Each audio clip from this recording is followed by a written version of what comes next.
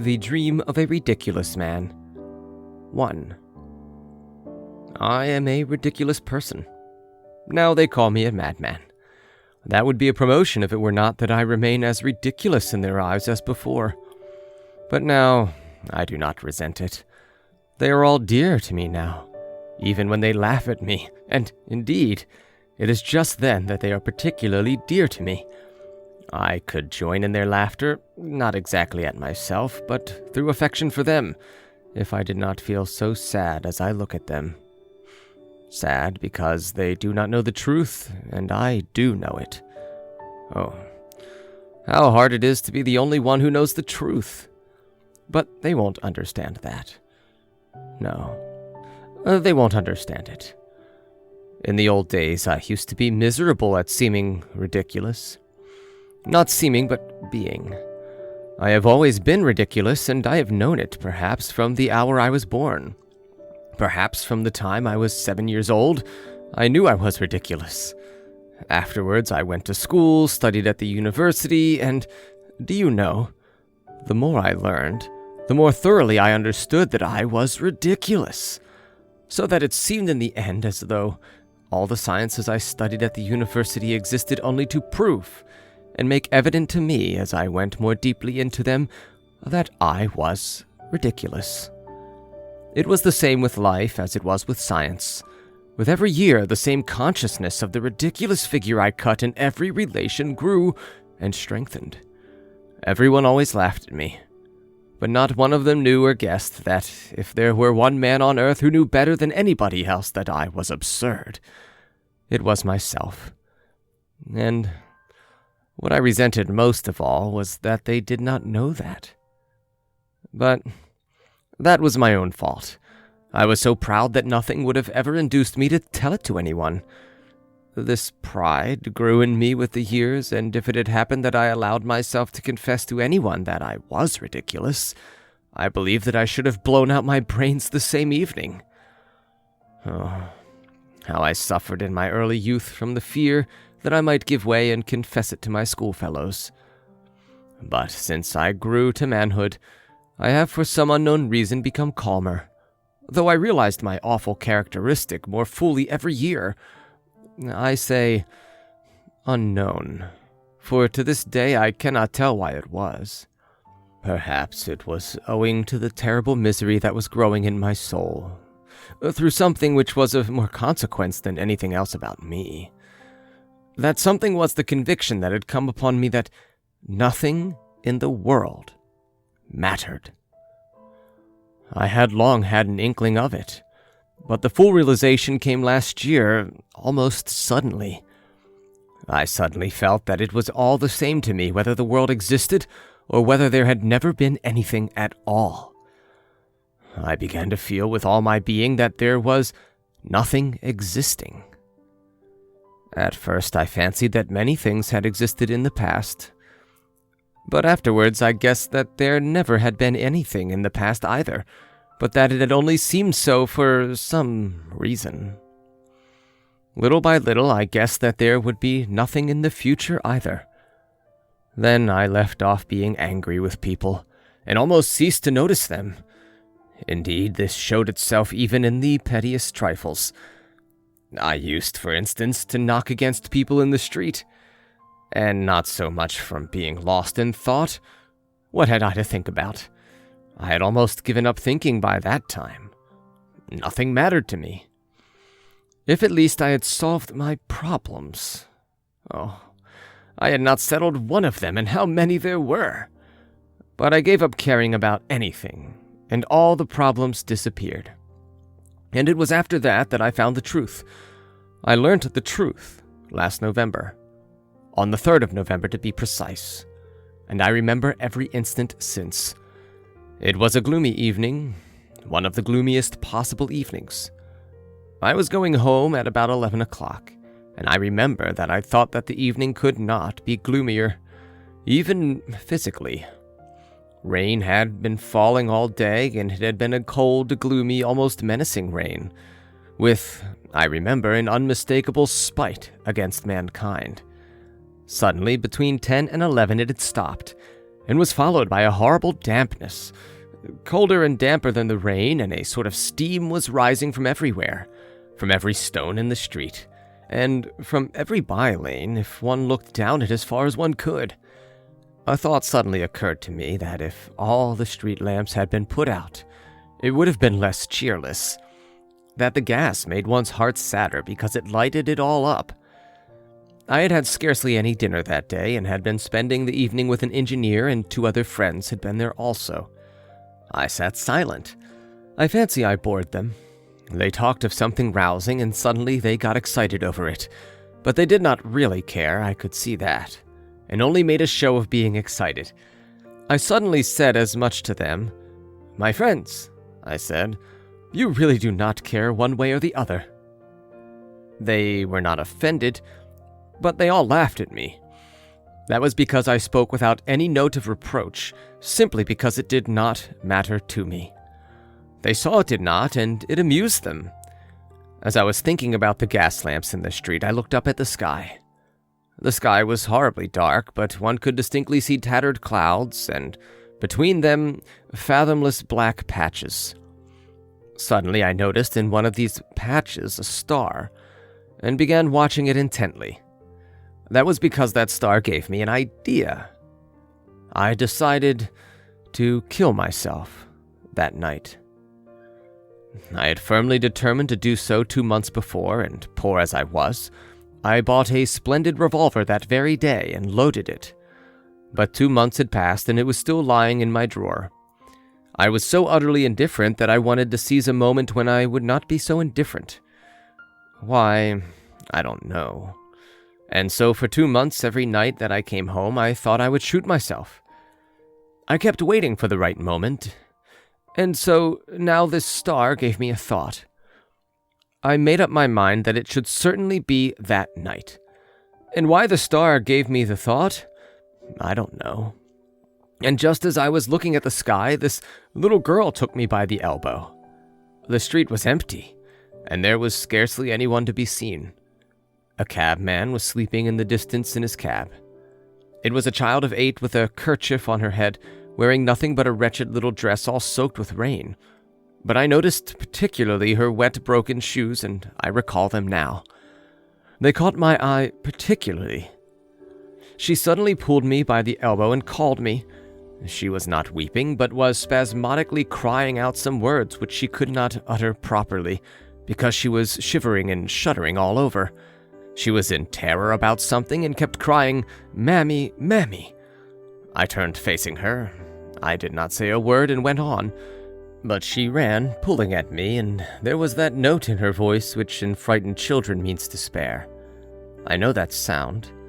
Though she did not articulate the words, I understood that her mother was dying, or that something of the sort was happening to them, and that she had run out to call someone, to find something to help her mother. I did not go with her. On the contrary, I had an impulse to drive her away. I told her first to go to a policeman, but clasping her hands, she ran beside me, sobbing and gasping, and would not leave me. Then I stamped my foot and shouted at her. She called out, "Sir, sir," but suddenly abandoned me and rushed headlong across the road. Some other passerby appeared there, and she evidently flew from me to him. I mounted up to my 5th story. I have a room in a flat where there are other lodgers. My room is small and poor, with a garret window in the shape of a semicircle. I have a sofa covered with American leather, a table with books on it, 2 chairs, and a comfortable armchair, as old as can be, but of the good old-fashioned shape. I sat down, lighted the candle, and began thinking. In the room next to mine, through the partition wall, a perfect bedlam was going on. It had been going on for the last 3 days.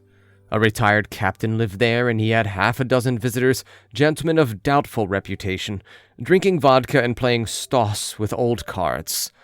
The night before there had been a fight, and I know that 2 of them had been for a long time engaged in dragging each other about by the hair.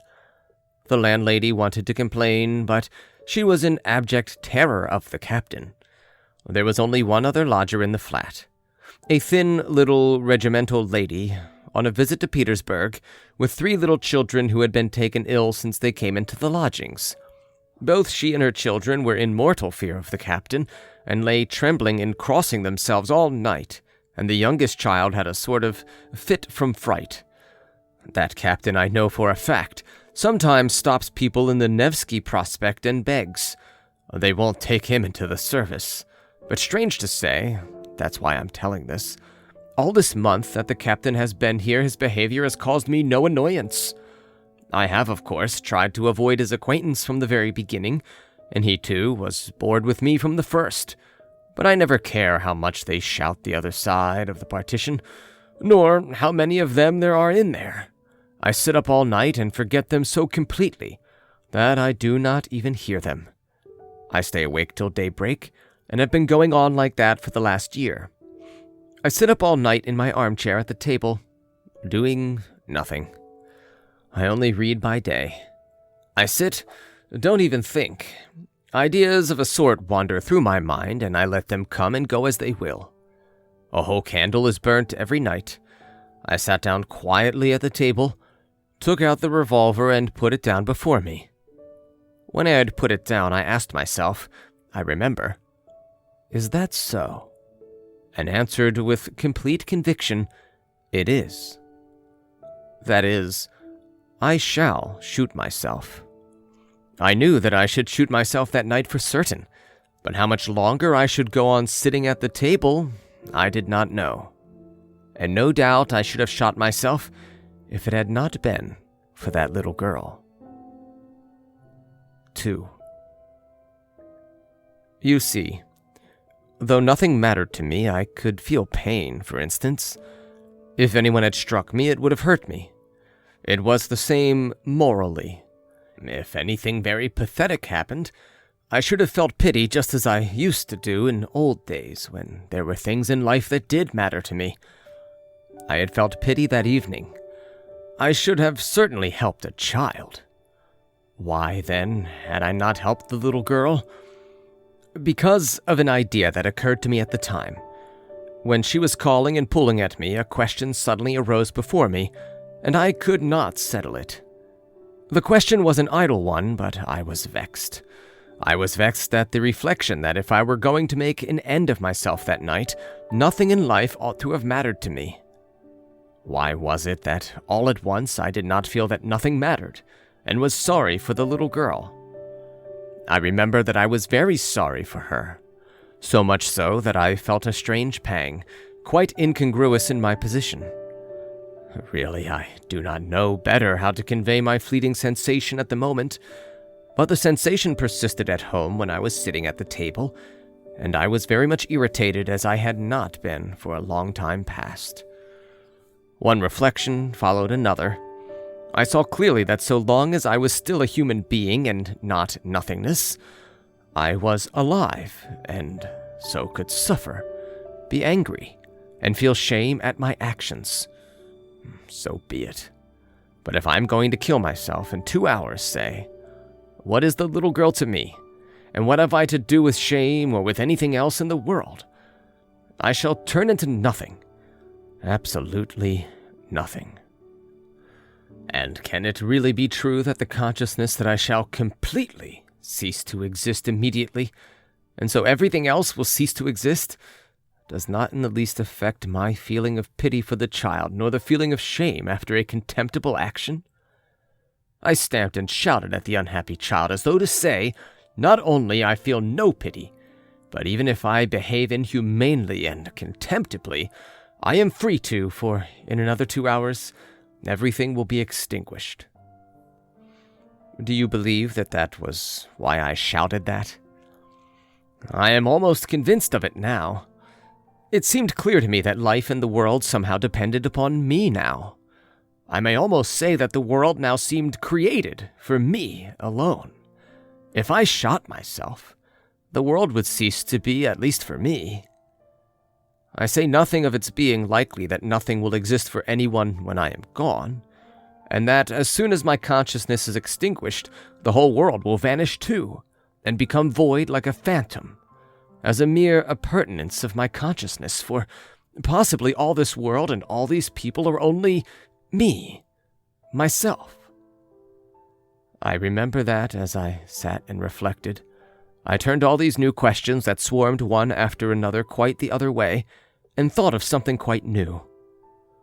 For instance, a strange reflection suddenly occurred to me, that if I had lived before on the moon or on Mars, and there had committed the most disgraceful and dishonorable action, and had there been put to such shame and ignominy as one can only conceive and realize in dreams, in nightmares, and if, finding myself afterwards on Earth, I were able to retain the memory of what I had done on the other planet, and at the same time knew that I should never, under any circumstances, return there, then, looking from the Earth to the moon, should I care or not? Should I feel shame for that action, or not?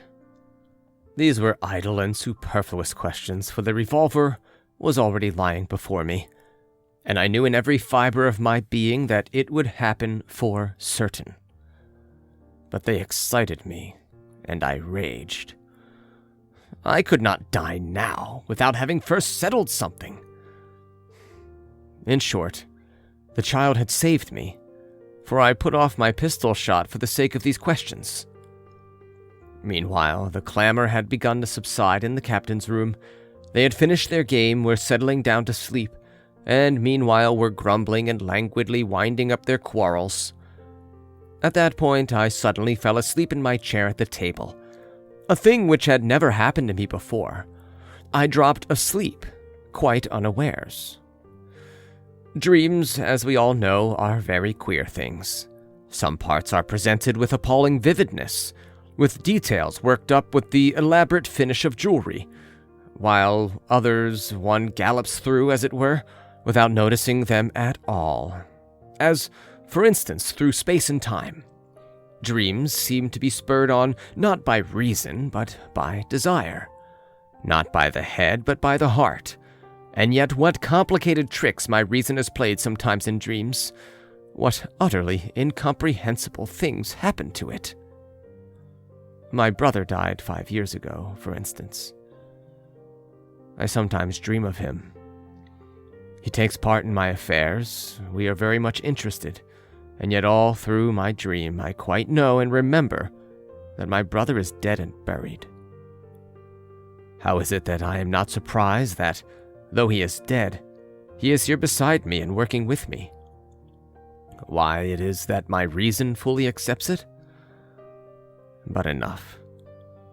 I will begin about my dream. Yes, I dreamed a dream, my dream of the 3rd of November.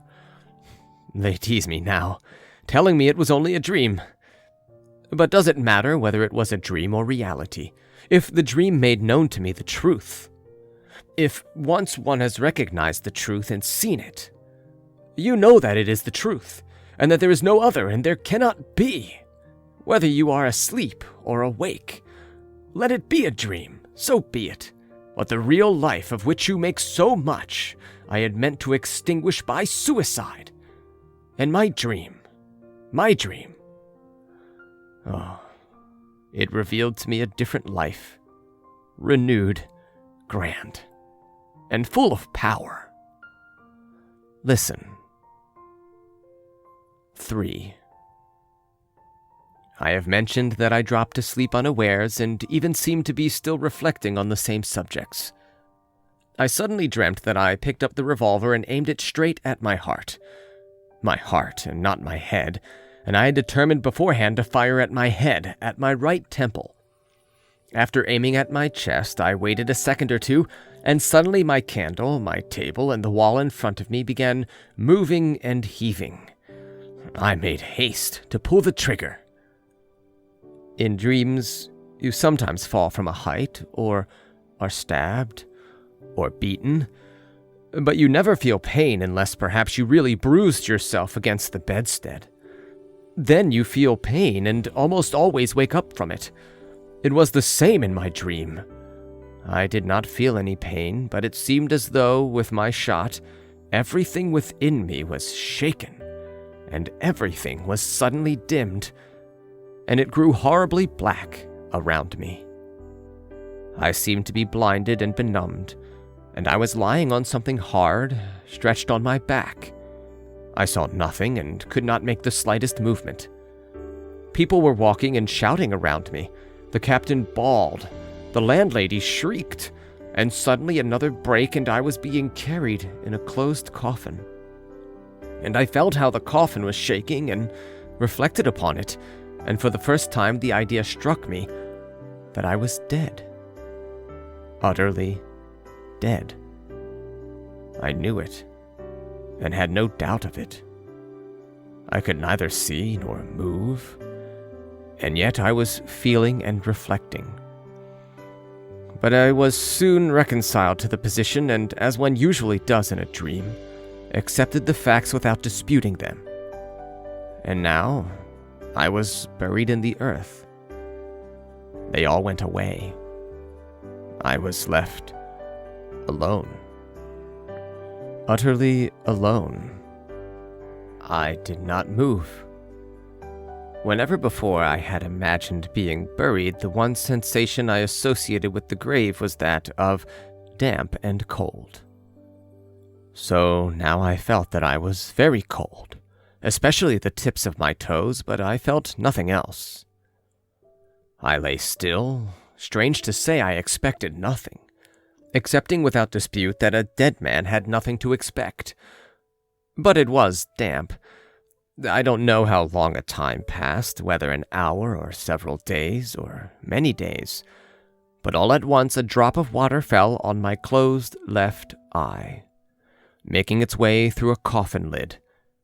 It was followed a minute later by a second, then a minute later by a third, and so on regularly every minute. There was a sudden glow of profound indignation in my heart, and I suddenly felt in it a pang of physical pain. That's my wound, I thought. That's the bullet. And drop after drop, every minute kept falling on my closed eyelid, and all at once, not with my voice, but with my whole being, I called upon the power that was responsible for all that was happening to me. Whoever you may be, if you exist, and if anything more rational than what is happening here is possible, suffer it to be here now. But if you are revenging yourself upon me for my senseless suicide by the hideousness and absurdity of this subsequent existence, then let me tell you that no torture could ever equal the contempt which I shall go on dumbly feeling, though my martyrdom may last 1,000,000 years. I made this appeal and held my peace. There was a full minute of unbroken silence, and again another drop fell. But I knew with infinite unshakable certainty that everything would change immediately. And behold, my grave suddenly was rent asunder. That is, I don't know whether it was opened or dug up, but I was caught up by some dark and unknown being, and we found ourselves in space. I suddenly regained my sight. It was the dead of night, and never had there been such darkness. We were flying through space far away from the earth. I did not question the being who was talking to me. I was proud and waited. I assured myself that I was not afraid and was thrilled with ecstasy at the thought that I was not afraid. I do not know how long we were flying. I cannot imagine. It happened as it always does in dreams when you skip over space and time, and the laws of thought and existence, and only pause upon the points for which the heart yearns. I remember that I suddenly saw in the darkness a star. Is that serious? I asked impulsively, though I had not meant to ask any questions. No, that is the star you saw between the clouds when you were coming home. The being who was carrying me replied. I knew that it had something like a human face. Strange to say, I did not like that being. In fact, I felt an intense aversion for it. I had expected complete non-existence, and that was why I had put a bullet through my heart. And here I was in the hands of a creature not human, of course, but yet living, existing. And so there is life beyond the grave. I thought with the strange frivolity one has in dreams, but in its inmost depth my heart remained unchanged.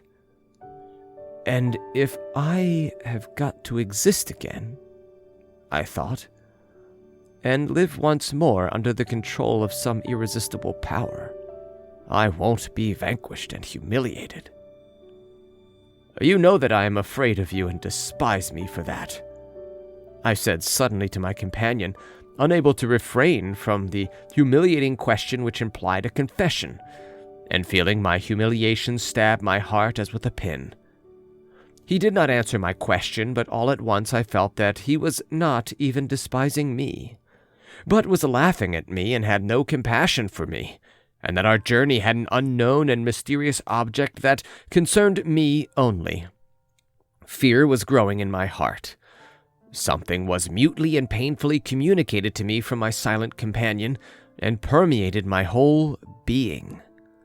We were flying through dark, unknown space. I had for some time lost sight of the constellations familiar to my eyes. I knew that there were stars in the heavenly spaces, the light of which took thousands or millions of years to reach the earth. Perhaps we were already flying through those spaces.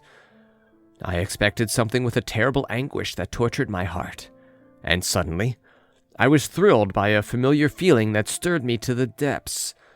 I suddenly caught sight of our sun. I knew that it could not be our sun that gave life to our earth, and that we were an infinite distance from our sun. But for some reason I knew in my whole being that it was a sun exactly like ours, a duplicate of it. A sweet, thrilling feeling resounded with ecstasy in my heart.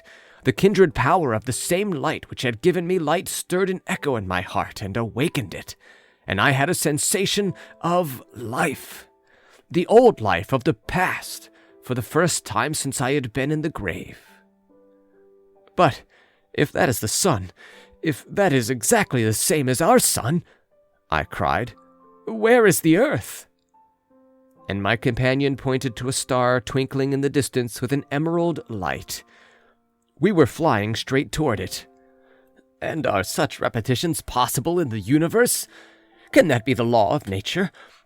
And if that is an earth there, can it be just the same earth as ours, just the same, as poor as unhappy, but precious and beloved forever, arousing in the most ungrateful of her children the same poignant love for her that we feel for our earth?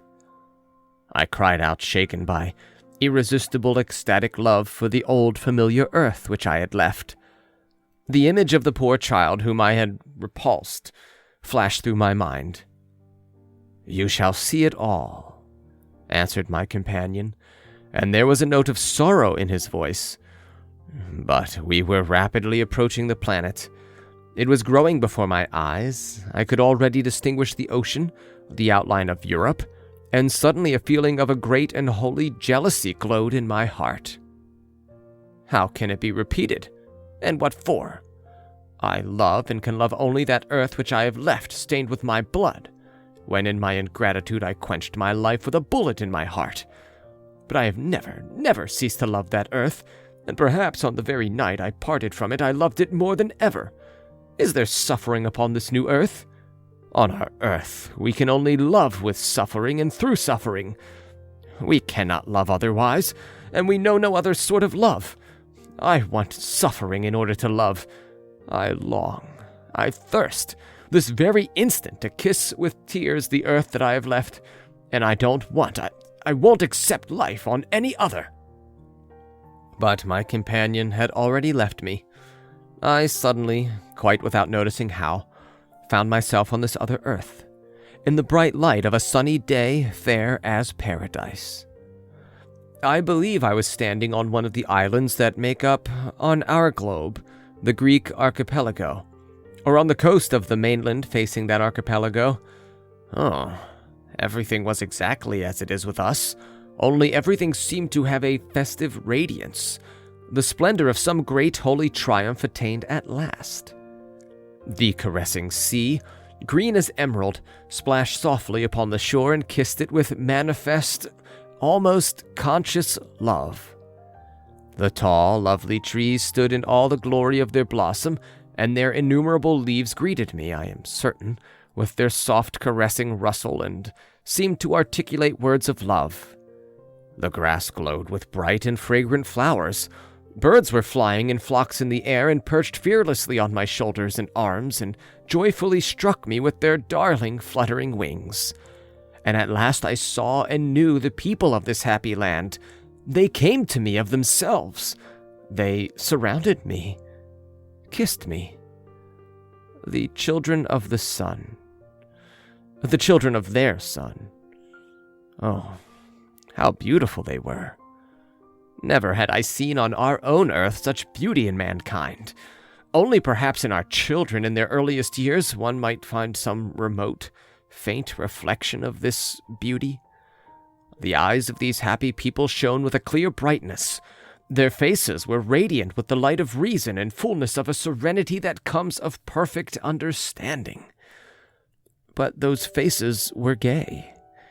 In their words and voices there was a note of childlike joy. Oh, from the first moment, from the first glance at them, I understood it all. It was the earth untarnished by the fall. On it lived people who had not sinned. They lived just in such a paradise as that in which, according to all the legends of mankind, our first parents lived before they sinned. The only difference was that all this earth was the same paradise. These people, laughing joyfully, thronged around me and caressed me. They took me home with them, and each of them tried to reassure me. Oh, they asked me no questions, but they seemed, I fancied, to know everything without asking, and they wanted to make haste and smooth away the signs of suffering from my face. 4. And do you know what? Well, granted that it was only a dream, yet the sensation of the love of those innocent and beautiful people has remained with me forever, and I feel as though their love is still flowing out to me from over there. I have seen them myself, have known them and been convinced. I loved them. I suffered for them afterwards. Oh, I understood at once, even at the time, that in many things I could not understand them at all. As an up-to-date Russian progressive and contemptible Petersburger, it struck me as inexplicable that knowing so much, they had, for instance, no science like ours. But I soon realized that their knowledge was gained and fostered by intuitions different from those of us on Earth, and that their aspirations, too, were quite different. They desired nothing and were at peace. They did not aspire to knowledge of life as we aspire to understand it, because their lives were full. But their knowledge was higher and deeper than ours, for our science seeks to explain what life is, aspires to understand it in order to teach others how to live, while they, without science, knew how to live, and that I understood. But I could not understand their knowledge. They showed me their trees, and I could not understand the intense love with which they looked at them. It was as though they were talking with creatures like themselves. And perhaps I shall not be mistaken if I say that they conversed with them. Yes, they had found their language, and I am convinced that the trees understood them. They looked at all nature like that, at the animals who lived in peace with them and did not attack them but loved them, conquered by their love. They pointed to the stars and told me something about them which I could not understand, but I am convinced that they were somehow in touch with the stars, not only in thought but by some living channel. Oh, these people did not persist in trying to make me understand them. They loved me without that. But I knew that they would never understand me, and so I hardly spoke to them about our earth. I only kissed in their presence the earth on which they lived, and mutely worshipped them themselves. And they saw that, and let me worship them without being abashed at my adoration, for they, themselves, loved much. They were not unhappy on my account when at times I kissed their feet with tears, joyfully conscious of the love with which they would respond to mine. At times I asked myself with wonder how it was they were able never to offend a creature like me, and never once to arouse a feeling of jealousy or envy in me. Often I wondered how it could be that, Boastful and untruthful as I was, I never talked to them of what I knew, of which, of course, they had no notion, that I was never tempted to do so by a desire to astonish, or even to benefit them. They were as gay and sportive as children. They wandered about their lovely woods and copses. They sang their lovely songs. Their fare was light, the fruits of their trees, the honey from their woods, and the milk of the animals who loved them. The work they did for food and raiment was brief and not laborious. They loved and begot children, but I never noticed in them the impulse of that cruel sensuality which overcomes almost every man on this earth, all and each, and is the source of almost every sin of mankind on earth.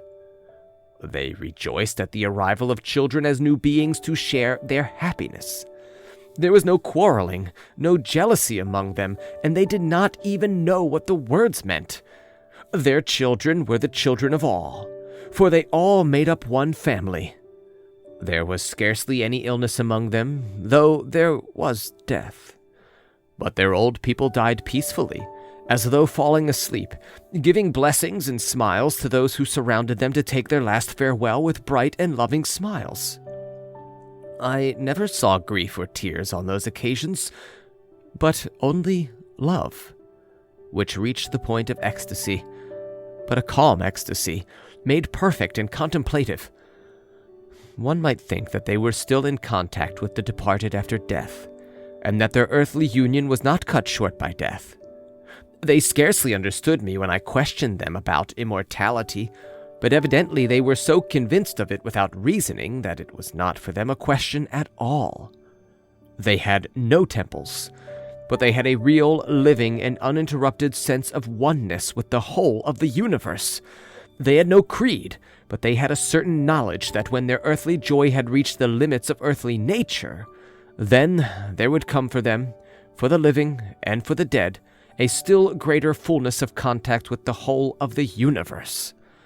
They looked forward to that moment with joy, but without haste, not pining for it, but seeming to have a foretaste of it in their hearts, of which they talked to one another. In the evening before going to sleep, they liked singing in musical and harmonious chorus. In those songs they expressed all the sensations that the parting day had given them, sang its glories and took leave of it. They sang the praises of nature, of the sea, of the woods. They liked making songs about one another and praised each other like children. They were the simplest songs, but they sprang from their hearts and went to one's heart. And not only in their songs, but in all their lives, they seemed to do nothing but admire one another. It was like being in love with each other, but an all-embracing, universal feeling. Some of their songs, solemn and rapturous, I scarcely understood at all. Though I understood the words, I could never fathom their full significance. It remained, as it were, beyond the grasp of my mind, yet my heart unconsciously absorbed it more and more. I often told them that I had had a presentiment of it long before, that this joy and glory had come to me on our earth in the form of a yearning melancholy that at times approached insufferable sorrow, that I had had a foreknowledge of them all and of their glory in the dreams of my heart and the visions of my mind, that often on our earth I could not look at the setting sun without tears, that in my hatred for the men of our earth there was always a yearning anguish. Why could I not hate them without loving them? Why could I not help forgiving them? And in my love for them there was a yearning grief. Why could I not love them without hating them? They listened to me, and I saw they could not conceive what I was saying, but I did not regret that I had spoken to them of it. I knew that they understood the intensity of my yearning anguish over those whom I had left. But when they looked at me with their sweet eyes full of love, when I felt that in their presence my heart, too, became as innocent and just as theirs, the feeling of the fullness of life took my breath away, and I worshipped them in silence. Oh, everyone laughs in my face now and assures me that one cannot dream of such details as I am telling now, that I only dreamed or felt one sensation that arose in my heart in delirium and made up the details myself when I woke up. And when I told them that perhaps it really was so, my God, how they shouted with laughter in my face, and what mirth I caused. Yes, of course I was overcome by the mere sensation of my dream, and that was all that was preserved in my cruelly wounded heart. But the actual forms and images of my dreams, that is, the very ones I really saw at the very time of my dream, were filled with such harmony, were so lovely and enchanting, and were so actual, that on awakening I was of course incapable of clothing them in our poor language, so that they were bound to become blurred in my mind. And so perhaps I really was forced afterwards to make up the details, and so of course to distort them in my passionate desire to convey some, at least, of them as quickly as I could. But on the other hand, how can I help believing that it was all true? It was perhaps 1,000 times brighter, happier, and more joyful than I describe it. Granted that I dreamed it, yet it must have been real. You know, I will tell you a secret. Perhaps it was not a dream at all. For then something happened so awful, something so horribly true, that it could not have been imagined in my dream. My heart may have originated the dream, but would my heart alone have been capable of originating the awful event which happened to me afterwards? How could I alone have invented it, or imagined it in my dream? Could my petty heart and my fickle, trivial mind have risen to such a revelation of truth? Oh, judge for yourselves. Hitherto I have concealed it, but now I will tell the truth. The fact is that I corrupted them all. 5. Yes, it ended in my corrupting them all. How could it come to pass? I do not know, but I remember it clearly. The dream embraced thousands of years and left in me only a sense of the whole. I only know that I was the cause of their sin and downfall. Like a vile trichina, like a germ of the plague infecting whole kingdoms, so I contaminated all this earth, so happy and sinless before my coming.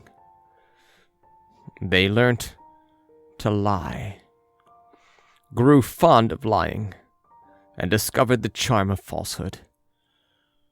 Oh, at first perhaps it began innocently with a jest, coquetry, with amorous play, perhaps indeed with a germ, but that germ of falsity made its way into their hearts and pleased them.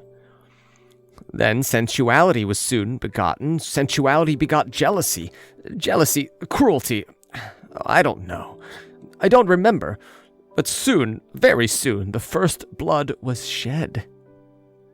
They marveled and were horrified, and began to be split up and divided. They formed into unions, but it was against one another. Reproaches, upbraidings followed. They came to know shame, and shame brought them to virtue. The conception of honor sprang up, and every union began waving its flags. They began torturing animals, and the animals withdrew from them into the forest and became hostile to them. They began to struggle for separation, for isolation, for individuality, for mine and thine. They began to talk in different languages. They became acquainted with sorrow and loved sorrow. They thirsted for suffering and said that truth could only be attained through suffering. Then science appeared. As they became wicked, they began talking of brotherhood and humanitarianism and understood those ideas. As they became criminal, they invented justice and drew up whole legal codes in order to observe it and to ensure their being kept. Set up a guillotine. They hardly remembered what they had lost. In fact, refused to believe that they had ever been happy and innocent. They even laughed at the possibility of this happiness in the past and called it a dream. They could not even imagine it in definite form and shape, but strange and wonderful to relate, though they lost all faith in their past happiness and called it a legend, They so longed to be happy and innocent once more, that they succumbed to this desire like children, made an idol of it, set up temples and worshipped their own idea, their own desire, though at the same time they fully believed that it was unattainable and could not be realized, yet they bowed down to it and adored it with tears. Nevertheless, if it could have happened that they had returned to the innocent and happy condition which they had lost, and if someone had shown it to them again and had asked them whether they wanted to go back to it, they would certainly have refused. They answered me, "We may be deceitful, wicked, and unjust. We know it, and weep over it. We grieve over it. We torment and punish ourselves, more, perhaps, than that merciful judge who will judge us and whose name we know not. But we have science, and by means of it we shall find the truth, and we shall arrive at it consciously. Knowledge is higher than feeling. The consciousness of life is higher than life. Science will give us wisdom. Wisdom will reveal the laws, and the knowledge of the laws of happiness is higher than happiness." That is what they said. And after saying such things, everyone began to love himself better than anyone else. And indeed, they could not do otherwise. All became so jealous of the rights of their own personality that they did their very utmost to curtail and destroy them in others, and made that the chief thing in their lives. Slavery followed, even voluntary slavery.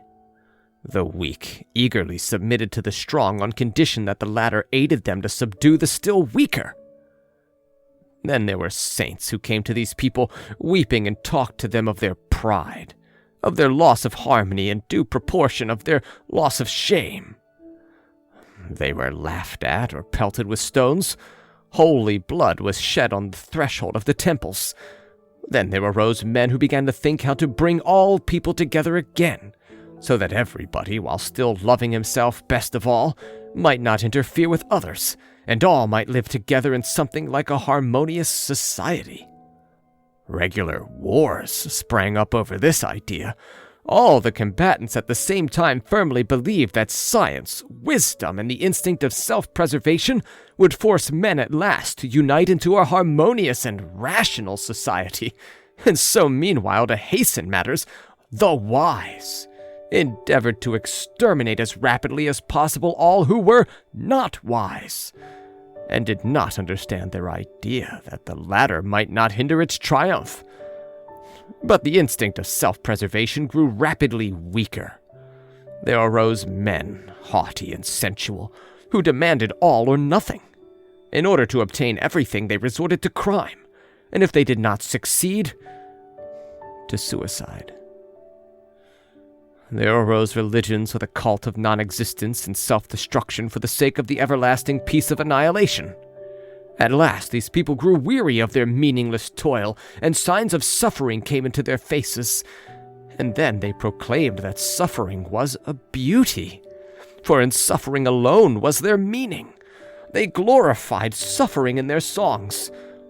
I moved about among them, wringing my hands and weeping over them, but I loved them perhaps more than in old days when there was no suffering in their faces, and when they were innocent and so lovely. I loved the earth. They had polluted even more than when it had been a paradise, if only because sorrow had come to it. Alas, I always loved sorrow and tribulation, but only for myself. For myself. But I wept over them, pitying them. I stretched out my hands to them in despair, blaming, cursing, and despising myself. I told them that all this was my doing, mine alone, that it was I had brought them to corruption, contamination, and falsity. I besought them to crucify me. I taught them how to make a cross. I could not kill myself. I had not the strength, but I wanted to suffer at their hands. I yearned for their suffering. I longed that my blood should be drained to the last drop in these agonies. But they only laughed at me. and began at last to look upon me as crazy. They justified me. They declared that they had only got what they wanted themselves, and that all that now was could not have been otherwise. At last they declared to me that I was becoming dangerous, and that they should lock me up in a madhouse if I did not hold my tongue. Then such grief took possession of my soul that my heart was wrung, and I felt as though I were dying. And then I awoke. It was morning. That is, it was not yet daylight, but about 6 o'clock. I woke up in the same armchair. My candle had burnt out. Everyone was asleep in the captain's room, and there was a stillness all around, rare in our flat. First of all, I leapt up in great amazement. Nothing like this had ever happened to me before, not even in the most trivial detail. I had never, for instance, fallen asleep like this in my armchair. While I was standing and coming to myself, I suddenly caught sight of my revolver laying loaded, ready. But instantly I thrust it away. Oh, now, life, life! I lifted up my hands and called upon eternal truth, not with words, but with tears. Ecstasy, immeasurable ecstasy flooded my soul. Yes, life and spreading the good tidings.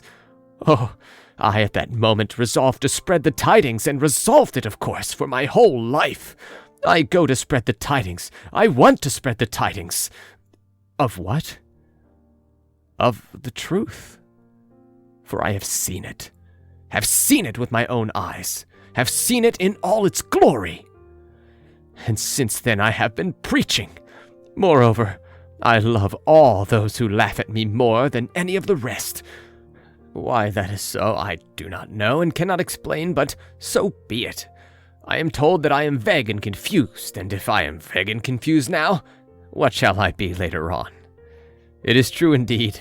I am vague and confused, and perhaps as time goes on I shall be more so.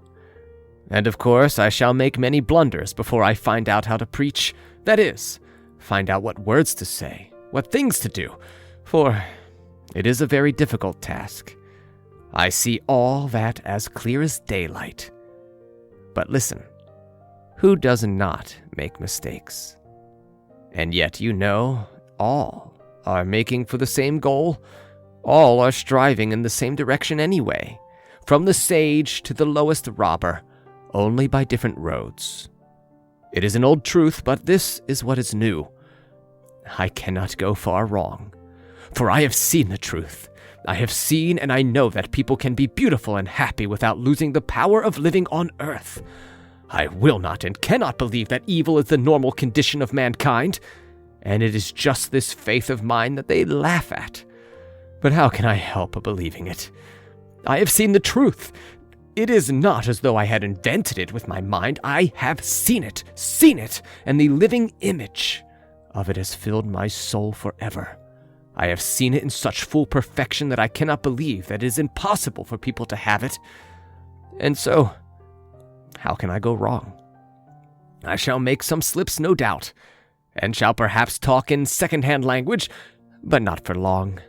The living image of what I saw will always be with me, and will always correct and guide me.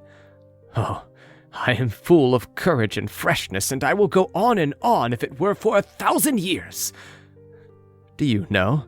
At first I meant to conceal the fact that I corrupted them, but that was a mistake. That was my first mistake.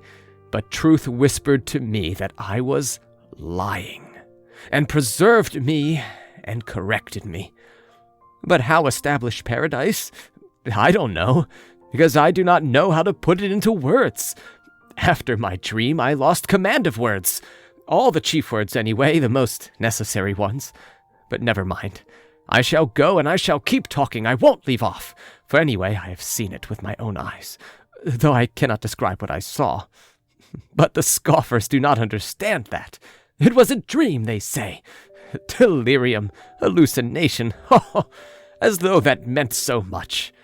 And they are so proud. A dream. What is a dream? And is not our life a dream? I will say more. Suppose that this paradise will never come to pass. That I understand. Yet I shall go on preaching it. And yet how simple it is. In one day, in 1 hour, everything could be arranged at once. The chief thing is to love others like yourself. That's the great thing, and that's everything. Nothing else is wanted. You will find out at once how to arrange it all. And yet it's an old truth which has been told and retold 1 billion times. But it has not formed part of our lives. The consciousness of life is higher than life. The knowledge of the laws of happiness is higher than happiness. That is what one must contend against, and I shall. If only everyone wants it, it can all be arranged at once. And I tracked out that little girl, and I shall go on and on. End of The Dream of a Ridiculous Man by Fyodor Dostoevsky. Reading by John Van Stan, Savannah, Georgia. End of Short Stories by Fyodor Dostoevsky. Thank you for listening.